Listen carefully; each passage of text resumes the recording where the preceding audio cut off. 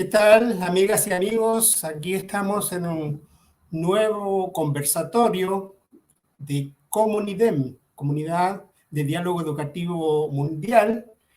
Estamos muy contentos en este día porque tenemos una tremenda invitada.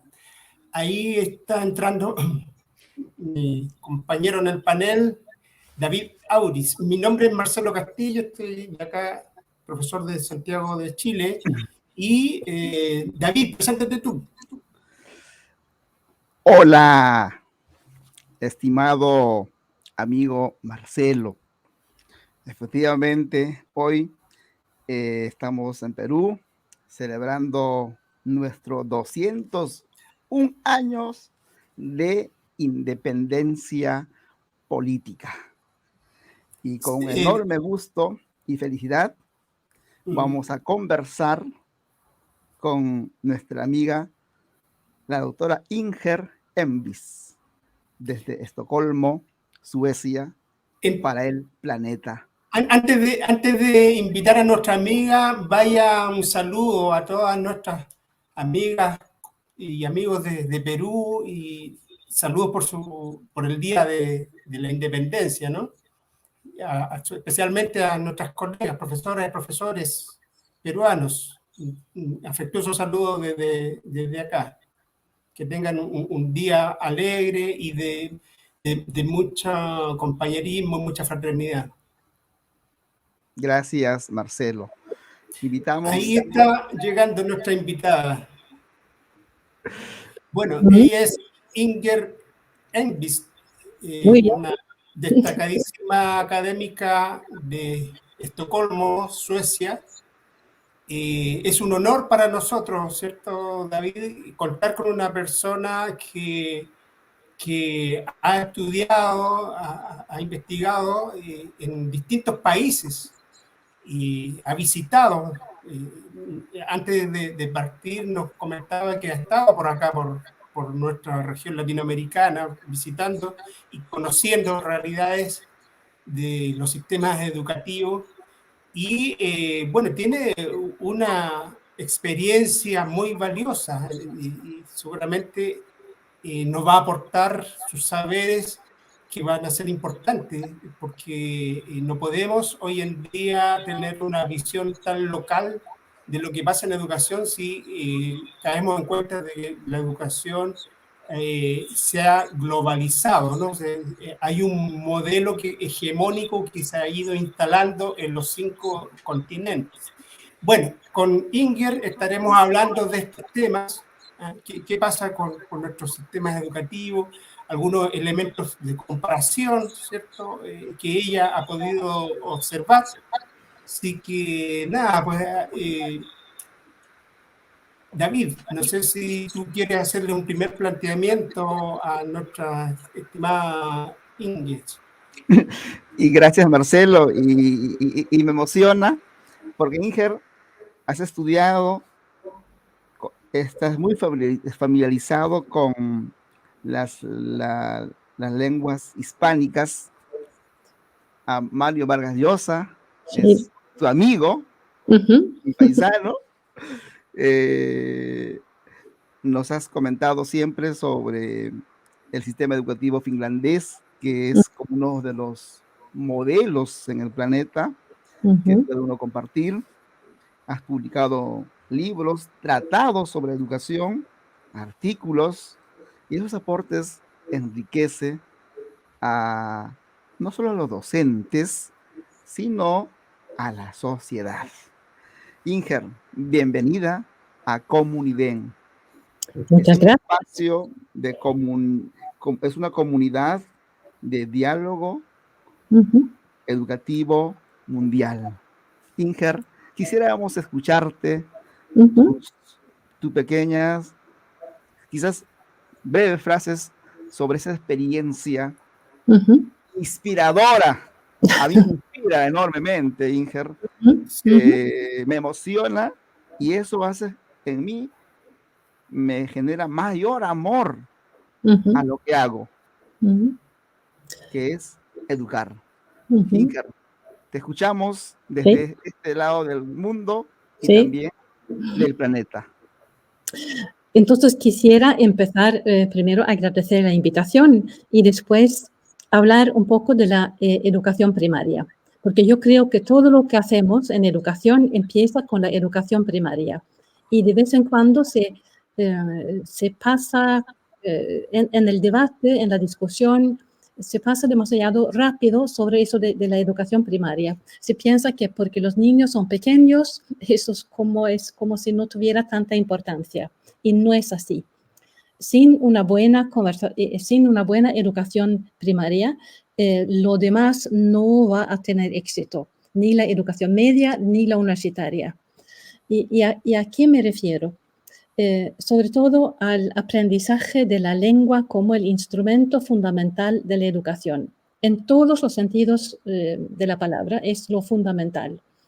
Un niño necesita aprender vocabulario en la primaria, necesita no solamente aprender a leer, sino aprender a comprender lo que lee. Necesita practicar la lectura con comprensión, que es entendiendo el vocabulario, entendiendo cómo se enlazan las oraciones. Eso, se necesita tiempo en el colegio, en la clase, y muchas horas, en general más horas de las que se dan para que los niños aprendan. Necesitan lo que siempre sabemos, escribir, porque escribiendo afianzan el vocabulario, afianzan la formación de las oraciones, se concentran. Así que trabajar con algo tan tradicional como es la lectura, la escritura, desde el comienzo, pero probablemente hay que insistir más porque los niños muchas veces están más inquietos y hay más tentaciones y leen menos por gusto fuera del colegio, fuera de la escuela. Por eso la escuela necesita estar allí más que antes, si posible.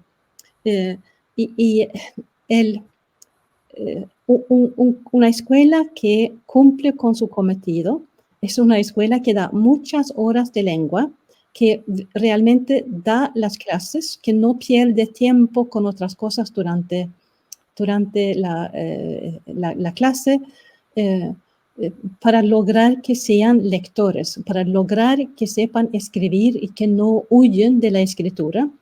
Es muy frecuente.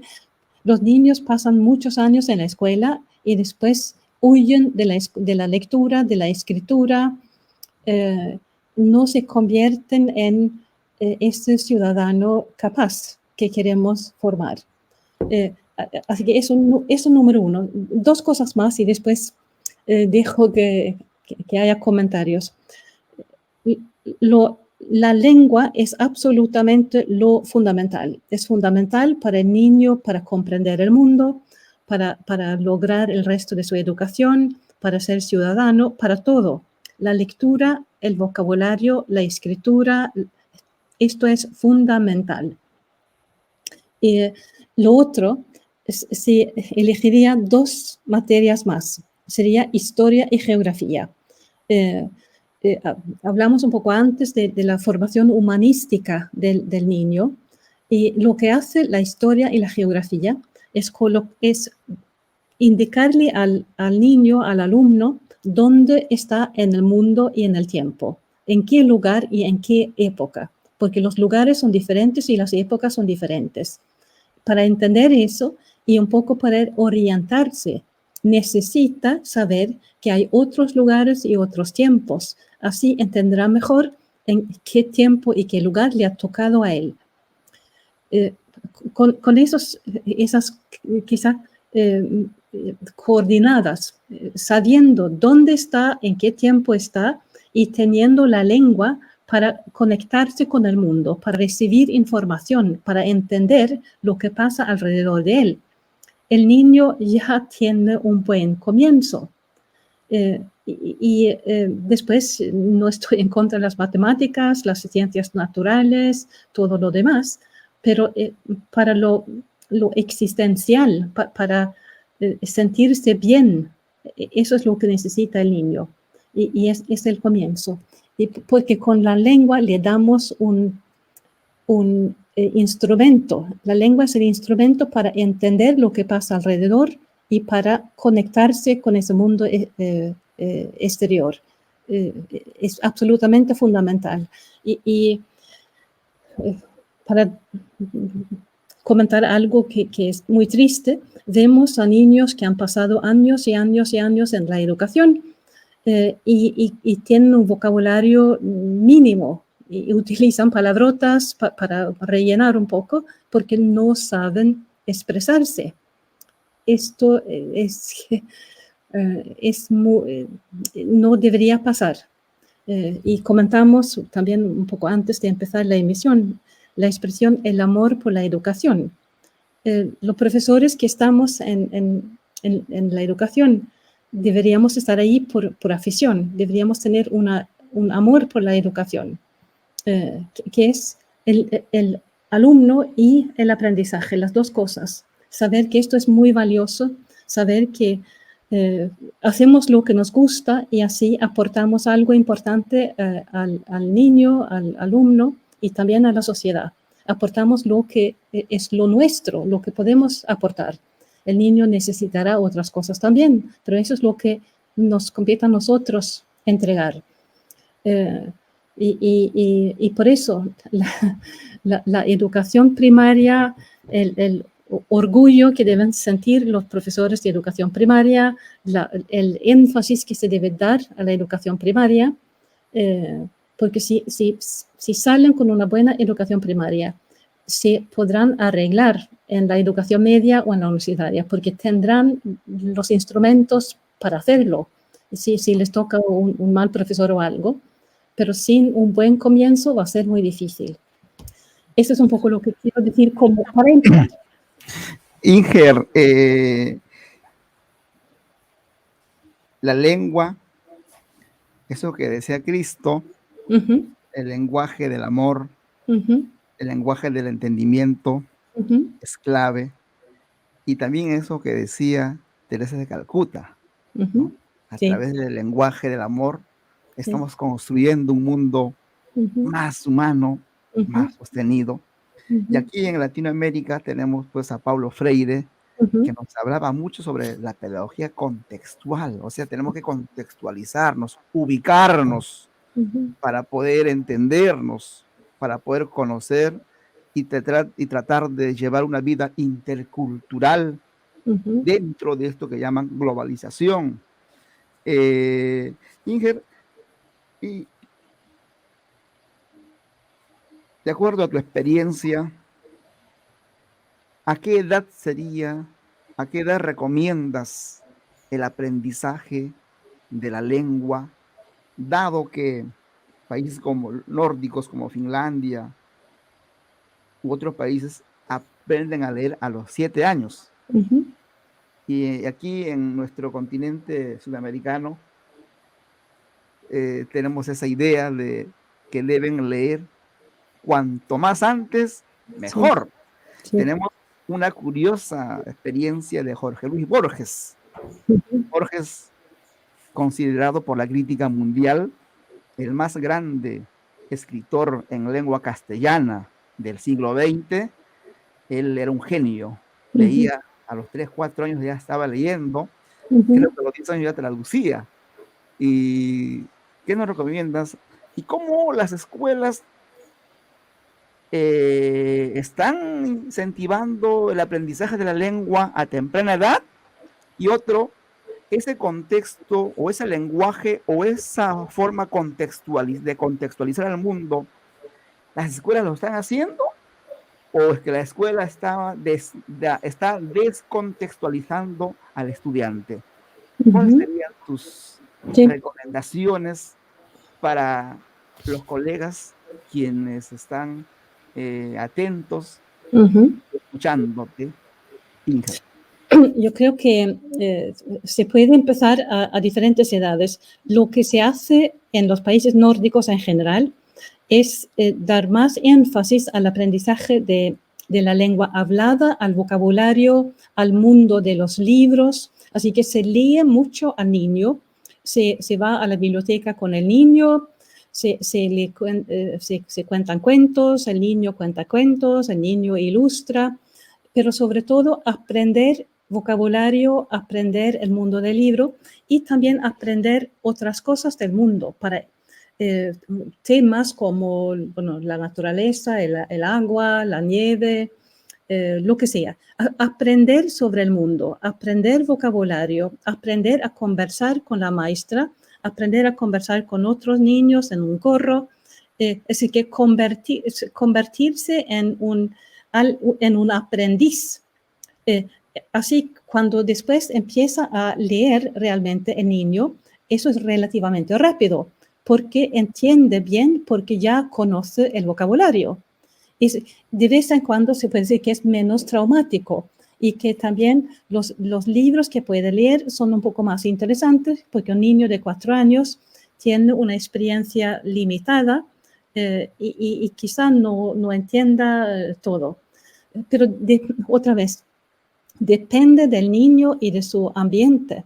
Si un niño nace en una familia o acude a un colegio en el cual se habla mucho de libros, se cuenta cuentos, el niño estará más preparado.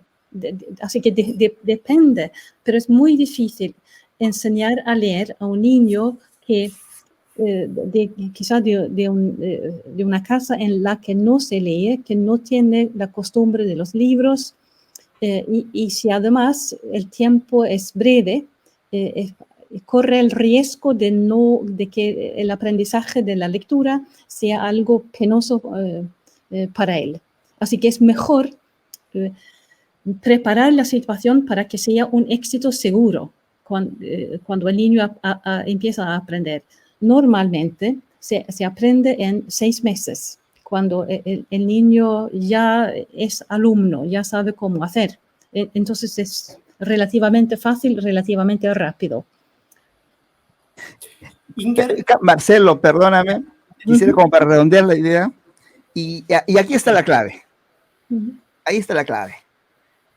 Yo he recorrido en Perú varias escuelas primarias, de inicial, y aquí los docentes tratan de enseñar a leer antes de enseñarle a vocabulizar, sí, antes de conversar, y la clave, Ingrid, nos lo cuentas ahora, antes de aprender a leer un libro, tenemos que tratar de conversar con ellos, leerles un texto, dialogar, transitar a los campos, describir, oral, es decir, trabajar la oralidad. Sí. Y cuando ya está preparado en el aspecto oral, se le muestra o se le invita a la lectura. Sí. Él ya recorrió el libro, ha ojeado, ha disfrutado, y luego a los 7 años le invitas a leer el texto. Y es un éxito. Es un éxito rotundo, porque posee toda la experiencia verbal, oral, y va a ser facilísimo. Esa es la clave. Sí. Hay una expresión que utiliza un autor francés. Dice que cuando el niño tiene que leer un texto y no conoce el vocabulario, es como deletrea y es como llamar, pero no hay nadie que contesta en ese teléfono. Porque deletrea la palabra, pero la palabra no le dice nada porque no sabe lo que significa, sino tiene que conocer primero la significación de las palabras. Y eso, cuando aprenda a leer, y también es una observación válida con alumnos de más edad. Si tenemos a alguien de 14 años que de pronto va a leer un texto de biología o de historia o de algo y tiene un vocabulario muy pobre, simplemente no entiende y empieza a tener miedo del texto y empieza a tener que es un fracaso como alumno, etc. Necesita conocer primero el vocabulario y no solamente vocabulario como palabra, sino conocer el contexto, conocer el hecho, conocer de qué se habla. Y por eso hay algo más intelectual. Se habla mucho de la lectura como algo mecánico, algo técnico. Hay que trasladar, transmitir una técnica al niño. No, el leer es un comprender, es un conocimiento, es algo intelectual. Es mucho más intelectual que mecánico. Es mecánico también, pero lo importante es no perder la comprensión. Inger, a mí me gustaría decirte, digamos, que me hace mucho sentido eso que dijiste de que en realidad en el sistema educacional el centro, el foco, la atención principal debiera estar en la educación primaria e incluyo ahí también la educación inicial, ¿no? En las etapas tempranas, donde se está, digamos, moldeando, se está formando a la persona. Si nosotros como adultos revisamos para atrás qué cosas nos han grabado, qué cosas nos han dado una configuración en la vida, primero la familia, pero el segundo espacio más importante, por supuesto, es la escuela en los primeros años. Así que es súper importante eso que dices, porque claro, lo dijiste muy bien, la educación secundaria, educación superior, si hay debilidades, si hay aspectos que se deben corregir, teniendo una buena base fácilmente o con mayor efectividad, digamos, la persona puede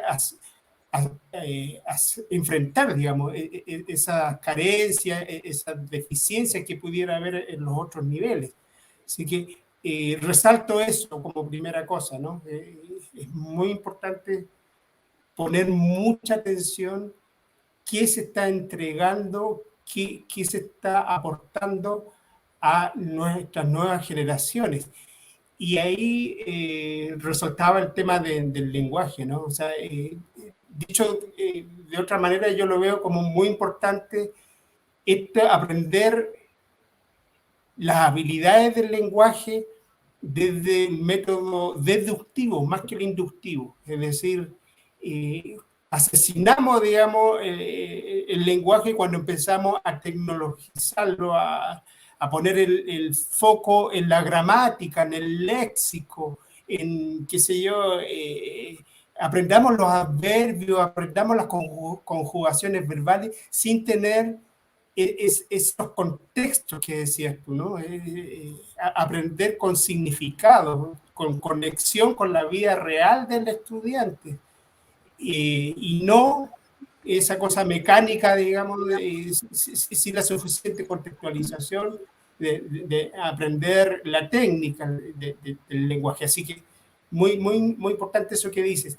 Lo que te quería preguntar yo es, bueno, eso es lo que estamos diciendo que se necesita. Ese es el enfoque en cuanto a la importancia de la educación primaria y la importancia de ese lenguaje conectado con la vida. Desde tu experiencia y tu recorrido, Singer, ¿cómo estamos? ¿Y cómo lo ves en nuestros sistemas?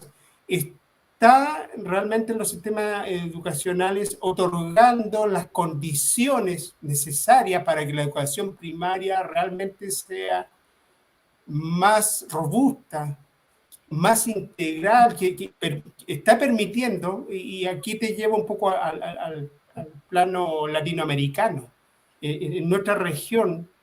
¿Cómo ves tú? ¿Se le está dando esa importancia que estamos conversando acá?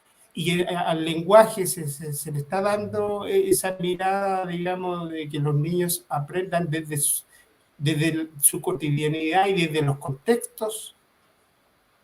No, yo diría que hay en América Latina, como en otros continentes, dos problemas para la educación primaria. Y una es la formación de los maestros y las maestras, que suele ser una no siempre tienen el interés por enseñar, no siempre tienen el interés por lo intelectual, no siempre tienen los maestros el respeto por el trabajo intelectual que hace el niño. Y el elemento más importante en el aula es tener un profesor inteligente, bien formado y atento a su tarea. No hay nada más importante y no hay nada más difícil de conseguir. Porque un niño que tiene un buen profesor o una buena maestra en la educación primaria aprende el doble o el triple de un niño que tiene otro tipo de maestro.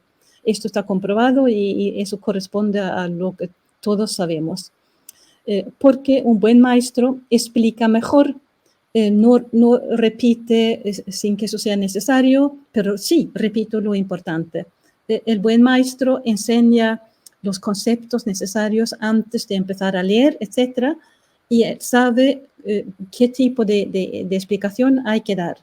La inteligencia, la preparación, la atención que pone el maestro en su tarea, el respeto que tiene el maestro por la tarea y por los niños, por el tiempo del niño, es lo esencial. Después hay otra cosa en tu pregunta, y es si se dan las condiciones. Vienen a clase los niños todos los días, se sientan tranquilamente, se concentran, hacen bulla, todo eso. Y la pregunta es en realidad, ¿se pierde o se aprovecha el tiempo? Y ahí creo que hay un problema en América Latina, como en muchos otros países, pero hay un problema que el tiempo no se aprovecha. Desaparece tiempo en el comienzo de la clase, el final de la clase, etc. Y así aprenden menos de lo que podrían aprender. Un niño podría acudir a la educación obligatoria durante 8 o 9 años, pero haber aprendido como si hubiera estado allí durante 4, porque ha perdido tiempo durante ese por nada. Así que hay dos elementos. ¿Ha pasado algo con la transmisión? Por un momento se pegó, pero perfecto. Sí, Inger, perfecto. Muy bien. Bueno, en mi pantalla todo está como fijo, pero sigo hablando entonces. Sí, te escuchamos, amiga. Adelante. Yo creo que hay dos cosas que se pueden hacer y es mejorar la selección.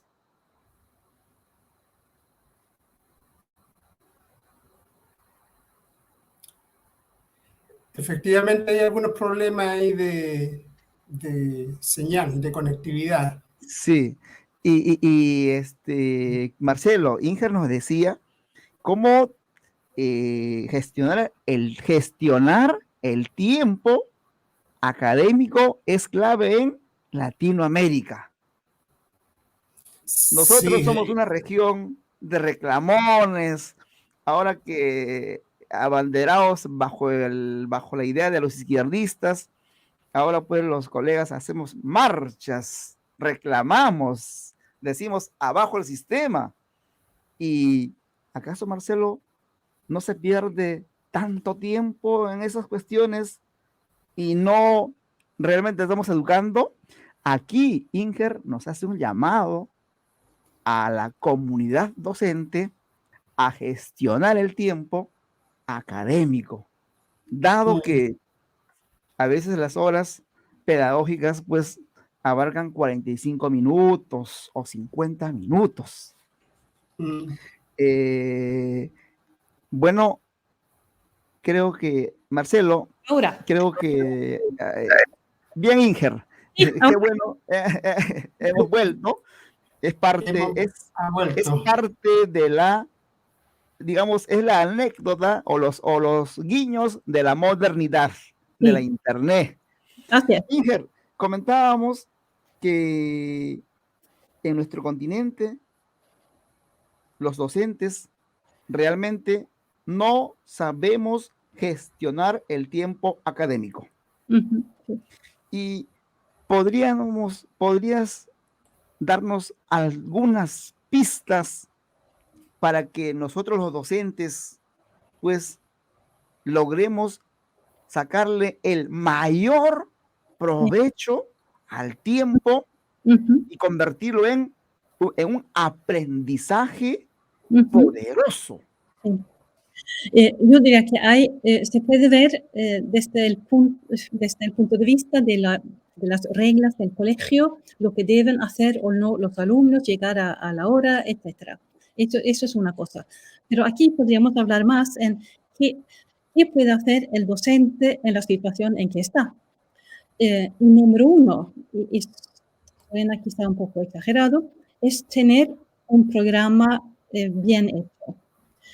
Porque los alumnos notan si el profesor viene preparado.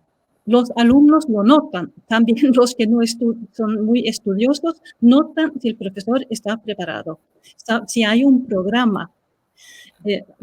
Además, el profesor se ha dicho que vamos a hacer mañana esto, mañana se hace esto. El profesor dice que vamos a hacer una pequeña prueba de 10 minutos y mañana les devuelvo esa prueba. El profesor, el día después, devuelve la prueba.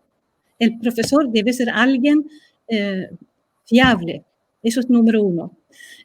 Además, hay pequeños trucos que tiene cada maestrito con su librito.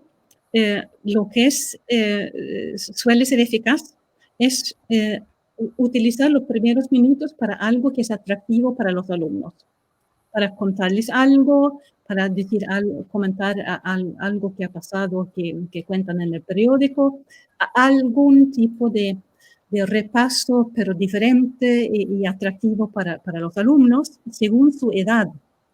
Para los niños pequeños puede ser más un juego, y para los adultos en la enseñanza media puede ser como un reto intelectual.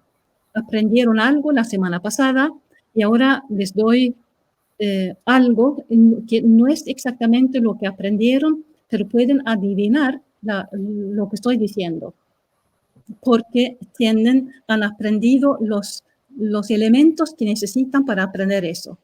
Y entonces la recompensa en este caso es la comprensión.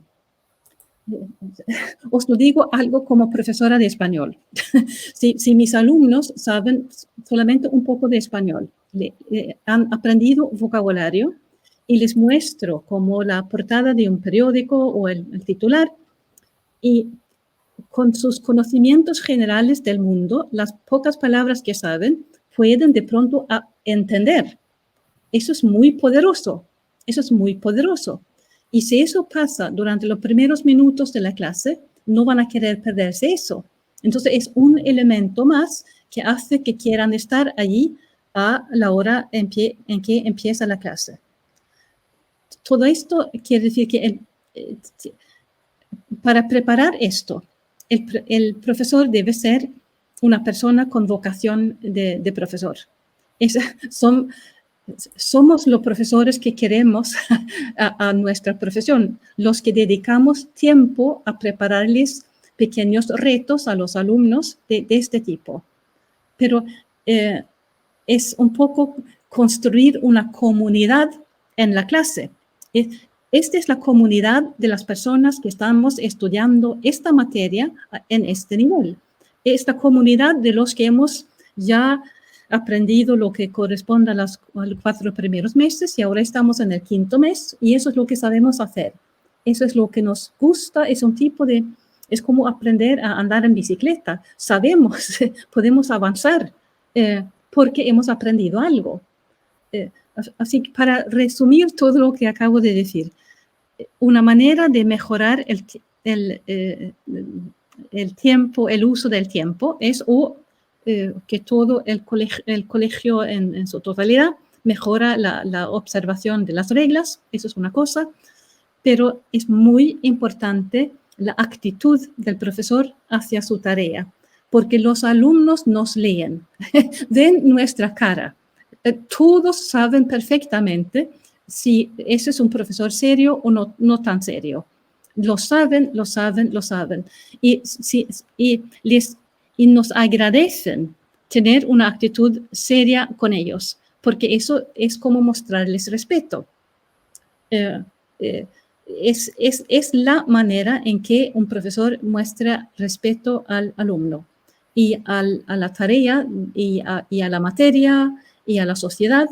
Es nuestra manera de mostrar respeto y, si se quiere, un tipo de cariño, porque mostramos el cariño a través de la seriedad con la que tomamos nuestra tarea. Inger, perdona, Marcelo.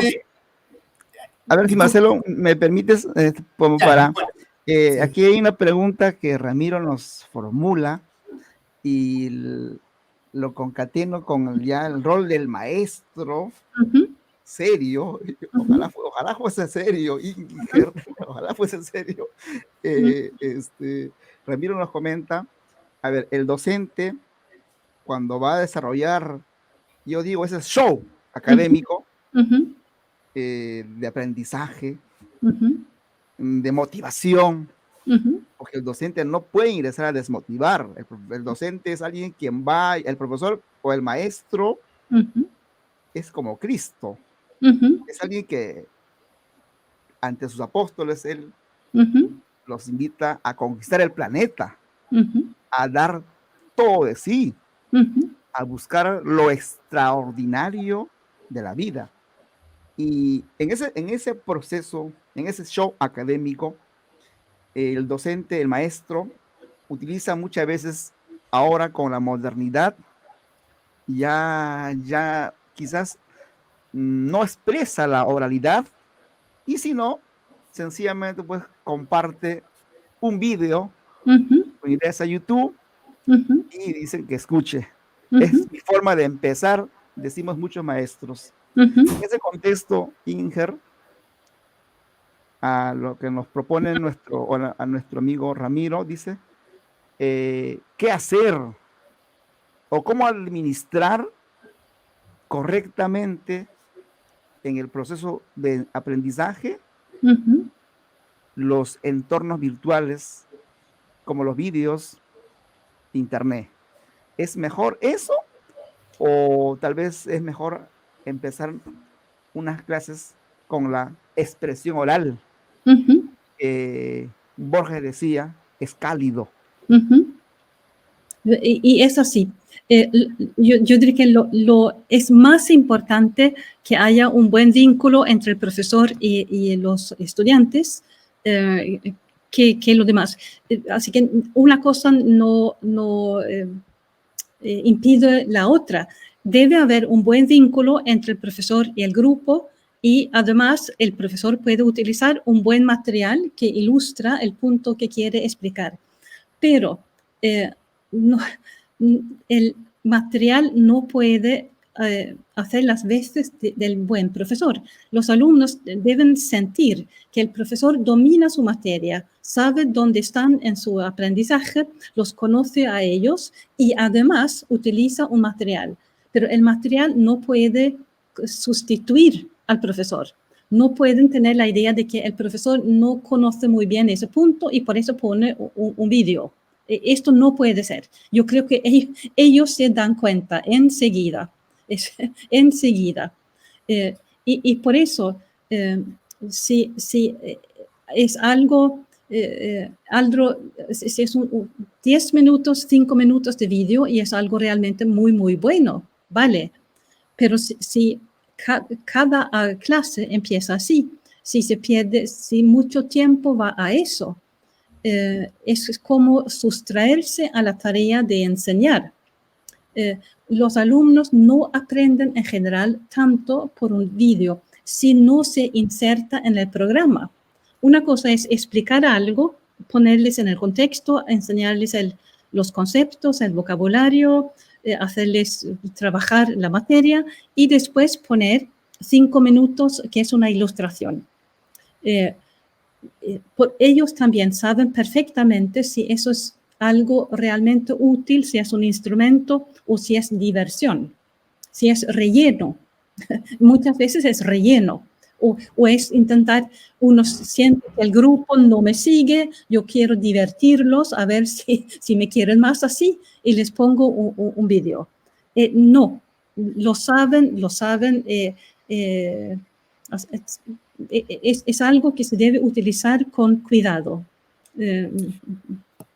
Sí, mira, nosotros acá desde la región latinoamericana, digamos, solemos tener una visión bastante, digamos, referencial de lo que es la educación en los países nórdicos donde tú perteneces, ¿no? Suecia, Noruega, Finlandia, y hacemos esas comparaciones de la realidad de las y los profesores de allá y de acá, ¿no? Allá nosotros comentamos aquí, por estos lados, hay una valoración y un reconocimiento mucho mayor al rol docente. De hecho, no cualquiera es docente allá. Los sistemas se encargan de poner filtro o poner, digamos, barreras en cuanto a los instrumentos de acceso tan, digamos, sólidos que hay una confianza en los países nórdicos, ¿cierto? En que si el nuevo profesor, profesora, ha pasado por esos instrumentos rigurosos, ha tenido una preparación sólida en la universidad, de por sí confiamos de que va a hacer buenas clases, ¿no? Si tú, que has recorrido los distintos países, ¿no?, tuvieras que tomar medidas acá en nuestra región, si tuviera esa posibilidad de ver en Latinoamérica, ¿qué tenemos que hacer con la profesionalización docente? ¿Qué rol le cabe a la universidad? ¿Qué rol le cabe al Ministerio de Educación para que existan, digamos, una política de desarrollo permanente, de perfeccionamiento, de actualización de los docentes, para que todos estos desafíos que estamos conversando acá realmente sean más factibles y no se queden solo como un ideal, lo que quisiéramos que realizaran, se desplegara en las aulas por parte de nuestros colegas. Entonces, nos parece muy interesante tu visión, que no es la que tiene todo el mundo, digamos, de haber conocido distintas realidades. ¿Qué hacemos para profesionalizar a las y los docentes y que la sociedad realmente les haga el reconocimiento? Porque sabemos que eso no termina en el docente. Si tenemos mejores profesoras y profesores, va a tener un impacto favorable, directo, en nuestras niñas y niños y adolescentes, ¿no? Sí. Lo que hace falta es exigir más, y eso a su vez tiene repercusiones, pero se debería reclutar al profesorado a estudiantes del bachillerato, de la enseñanza media, con mejores notas. Deben saber más en todas las materias y no solamente cierta materia que van a enseñar. Así que hay que reclutar. Todos los países con buenos resultados reclutan a estudiantes que están como entre el 30% los mejores estudiantes que salen a los 18 años de la enseñanza media, algo así. Eso es número uno. Y después la selección de jóvenes que ya tienen un interés por el conocimiento, que ya tienen conocimiento propio, que ya tienen un equipaje cultural. Eso es número uno.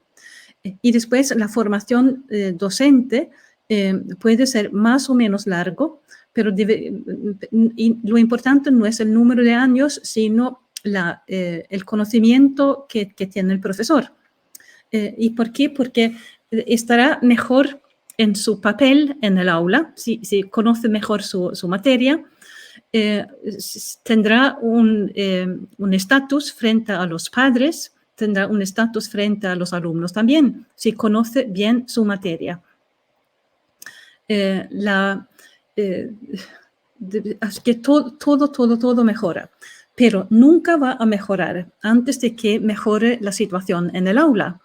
Si hay escuelas en las que los alumnos realmente llegan cada día, más o menos se sientan en su lugar y llegan con sus libros y sus lápices, etcétera, preparados a aprender. Hay que conseguir esto, porque si no hay una escuela normal, sin grandes problemas, nunca va un país a poder reclutar a los profesores que necesita. Así que es un círculo. Tú no puedes mejorar el reclutamiento de los profesores sin mejorar la situación en el aula. Y no puedes mejorar la situación en el aula sin mejorar la selección de los profesores. Las dos cosas. Y lo que hacen en países como Finlandia, en Singapur, en muchos lugares, es a la vez reclutar a profesores que conocen bien su materia y que tienen una actitud seria ante su profesión, y alumnos que aceptan ser alumnos, estudiar, en algunos casos hasta quieren estudiar. Mira, piensan que esto es un plus para ellos. Y un poco para seguir con lo de Finlandia, porque ahí han conseguido algo muy atractivo, y es que eligen para la enseñanza primaria a los mejores alumnos, entre el 30% de los mejores alumnos, y cuando entran en la formación profesional, ya serían buenos profesores. En realidad no necesitan mucho más, porque ya tienen un buen nivel y además quieren ser precisamente profesores. Tienen la voluntad, tienen la situación, la inteligencia, el conocimiento, la voluntad de ser profesores. Se necesita poco más. Claro, con unos cuantos años de formación profesional son mejores todavía, pero aunque no tuvieran esa formación profesional, serían estupendos profesores. Y cuando entran en la clase, en el aula, los alumnos saben que han pasado por esa selección, los padres de alumnos saben que han pasado por esa selección, el director del colegio sabe que han pasado por esa, y los políticos locales lo saben. Y hasta los políticos estatales también los dejan en paz, porque nadie se mete con un profesor finlandés. Eso es lo que hay que conseguir. Entonces, y no hay manera, así que no es cuestión de hacer una serie de spots en la televisión para decir que debemos respetar a nuestros profesores, porque primero tienen que ganarse ese respeto. Quieren que ganarse ese respeto. Y entonces lo que se necesita, creo yo, es una campaña a nivel gubernamental para mejorar la situación en las aulas, para mejorar la selección de los futuros profesores, para quitar administración inútil, para quitar a gente la burocracia. Y si el gobierno quita la burocracia, muestra a los profesores que los respeta a ellos. Así que todo es eso. Y lo que, si digo algo a propósito de América Latina, veo que hay poca comprensión de que el núcleo de la educación es intelectual, es entender, es compartir entendimiento, es compartir comprensión. No es una mecánica, no se puede imponer un programa y de pronto todos saben. No es mecánico. Y que eso de la educación es algo muy humano. Aprender es humano y enseñar es humano. Y eso de enseñar a los jóvenes es lo que hacemos como padres y como profesores. Y es algo fundamental en la vida humana. Y lo que debería hacer un Estado es respetar a los profesores y entender que son absolutamente fundamentales. Y si no entienden intelectualmente, deberían mirar un poco la economía, porque un buen profesor ayuda a la economía del país también. Eso es lo de menos. Yo creo que es mejor concentrarse en el aspecto humano. Y hablamos antes de PISA, y un poco para terminar con eso. Claro, es bueno tener un buen resultado en PISA, pero lo esencial es que el alumno haya aprendido, que el alumno sabe cómo aprender, que el alumno quiera seguir aprendiendo, porque aprender ha sido para él una buena experiencia. Eso se habla de aprendizaje a lo largo de la vida, muy bien, pero no deberíamos tener que decirlo, porque si se aprende bien, el aprender es algo atractivo. Y seguramente es igual en Chile o en Perú, eso de que cuando se organizan cursos para adultos, los que acuden son siempre los que ya tienen bastante educación, porque a ellos les gusta educarse. Y los que más necesitan educación no vienen porque han tenido malas experiencias de la educación. Así que hay que entrar en el círculo beneficioso de educación como algo atractivo, y la recompensa, claro que es una nota, pero la mejor recompensa es entender. Es esa lucecita que se enciende, que de pronto se ve en los ojos de los alumnos, que entienden eso, que mira, entender. Que gana escuchar el ministro de Educación, o sea, Inger. Inger, y ya del docente comprometido, ahora con los contenidos.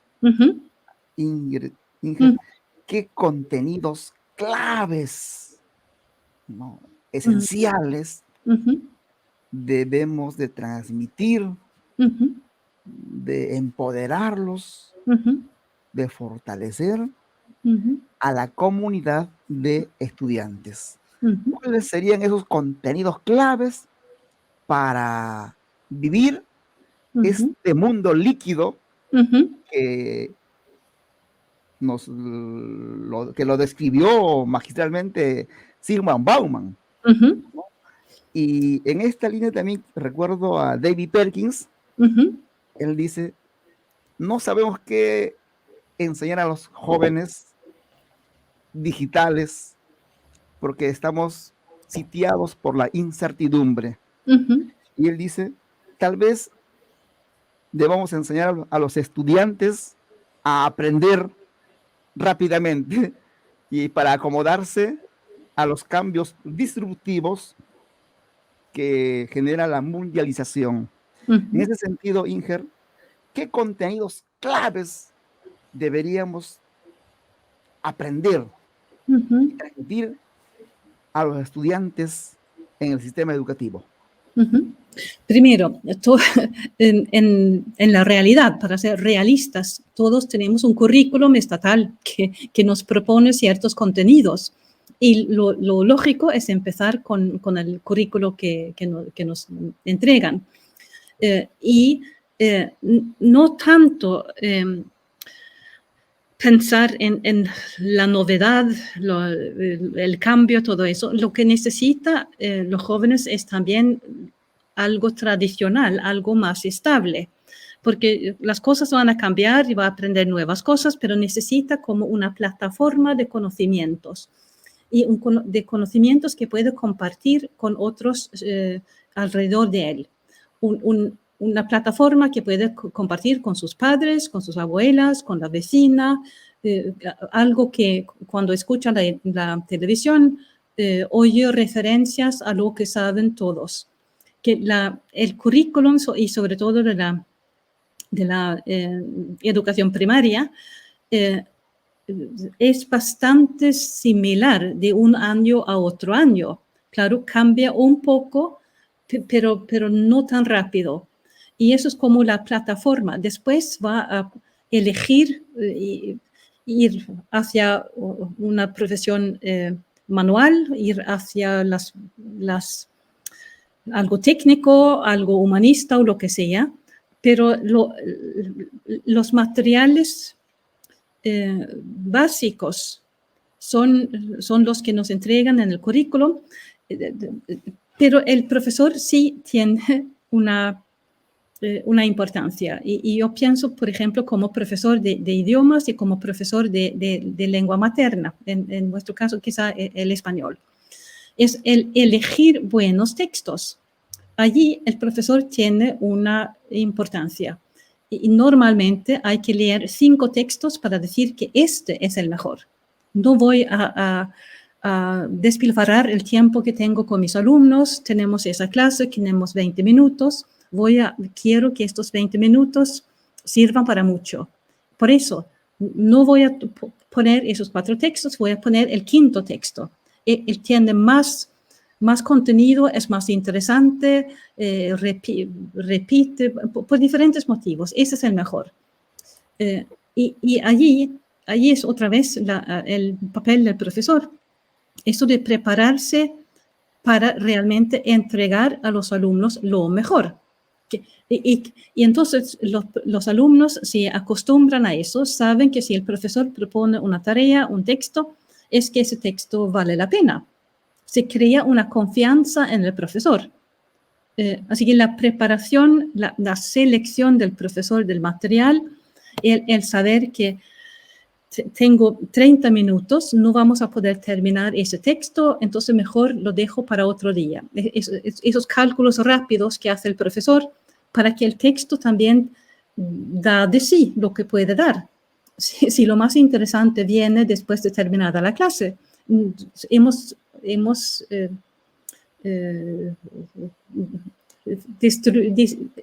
destruido el efecto que puede tener el texto. Y entonces lo que hace el profesor, somos creativos, no lo cree la gente, pero lo somos. Vamos a poner 30 minutos. Tenemos esos alumnos que saben esto. La materia es esta. ¿Cómo voy a utilizar esos 30 minutos? Bueno, pensando en el grupo, en el texto, lo que saben, esto es lo que voy a poner. Y hay enormes diferencias entre un profesor y otro. Ciertos profesores, simplemente abren el manual y leen el próximo texto y que salga como salga. El profesor preparado y yo diría aficionado a la pedagogía elige algo útil y propone el texto a los alumnos pensando que, bueno, ese es un jueves por la tarde y yo voy a tener otras clases, pero estos alumnos no van a tener nunca esta clase otra vez. Es una vez en la vida. ¿Cómo voy a utilizar mejor esos 30 minutos para que sea algo importante para ellos? Para no despilfarrar su tiempo, para mostrarles respeto. Porque esto vale la pena leerlo. Eso es tener responsabilidad, tener respeto y ser profesional. Todo eso. Se nos quedó pegada Inger, David. Bueno, está muy interesante esta conversación. La verdad que ella nos ha dado muchas luces de los desafíos que tenemos en nuestros respectivos sistemas educacionales, los desafíos como política educacional, los desafíos respecto al rol docente y lo que necesitamos que ocurra dentro de las aulas. Te agradecemos muchísimo, Ingrid, tu sabiduría y tu generosidad para compartir lo que sabes y todo lo que has ido, digamos, acopiando con tu experiencia. El tiempo no perdona, tenemos que ya ir cerrando, así que nada, me quedo con una cosa muy importante que dijiste. Aquí, más que el conocimiento, más que los contenidos, ¿qué tanto gusto logramos que tengan las y los estudiantes por el aprendizaje. ¿Qué tan significativo es para ellos y ellas? Y el reto se da por añadidura, ¿no? Bueno, unas palabras de cierre, David, Inger, para terminar nuestro interesante... Gracias, Marcelo. Gracias, Marcelo. Ramiro. Inger, quisiéramos culminar este estupendo y extraordinario diálogo de aprendizaje. He estado anotando aquí, siempre me gusta anotar y lo tengo para citar en mis clases, en mis experiencias.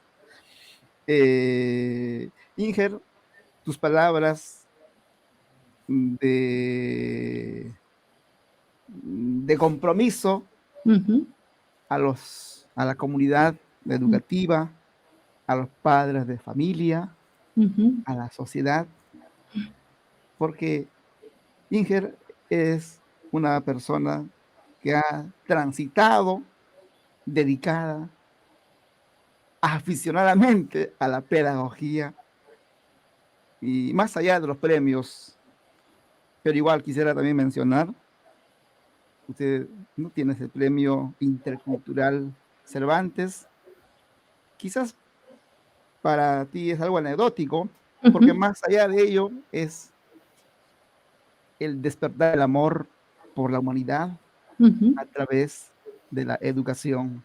Qué lindo nuestra situación, nuestro destino, porque estamos en cierta forma, como decía la hermana de Borges, Nora Borges decía, debemos dar amor en las palabras, sí, siempre. Desde ese punto, Inger, quisiéramos escucharte, tus palabras de despedida a la comunidad, al mundo. Yo diría que un profesor pasa por algunos momentos de vez en cuando no de desesperación quizás, pero de tristeza y de cansancio. Pero yo creo que nos sostiene la idea absolutamente cierta de que somos modelos para los alumnos. Ellos nos miran y si estamos allí y nos comportamos como personas adultas en las que se puede tener confianza, los alumnos pueden ver la vida, ver el hacerse adultos ellos con más confianza, porque han vivido juntos a personas que han logrado hacer esa transición de niño a adulto. Somos modelos, lo queramos o no. Por eso, si nos comportamos bien, si hacemos lo que debemos hacer cada día, lunes, martes, miércoles, jueves y viernes, que parece que no es nada, pero es mucho. Para muchos alumnos somos el único elemento estable en su vida, en su semana. Tenemos una importancia muy grande y eso es algo que nos debería dar fuerza y esperanza también cuando suceda algún contratiempo. ¿Qué sucederá? Sucederá. Pero somos importantes.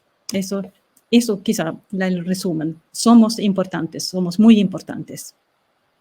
Muchísimas gracias, como dijo Marcelo, por tu enorme generosidad, Inger, al regalarnos tu tiempo, al compartir tu experiencia, tus miradas pedagógicas.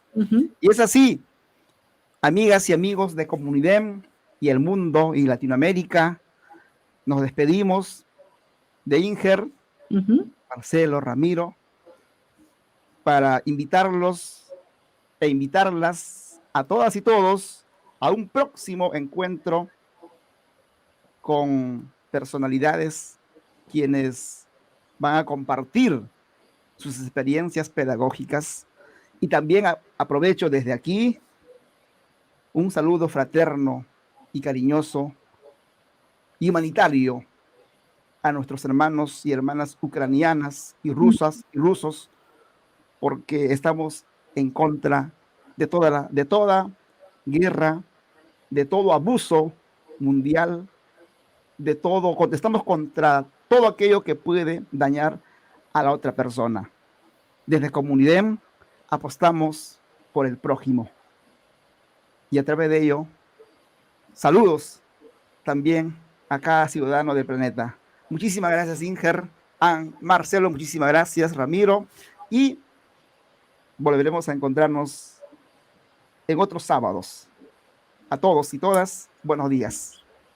Saludos pedagógicos. Gracias, Inger. Fue un placer, un gusto conversar contigo.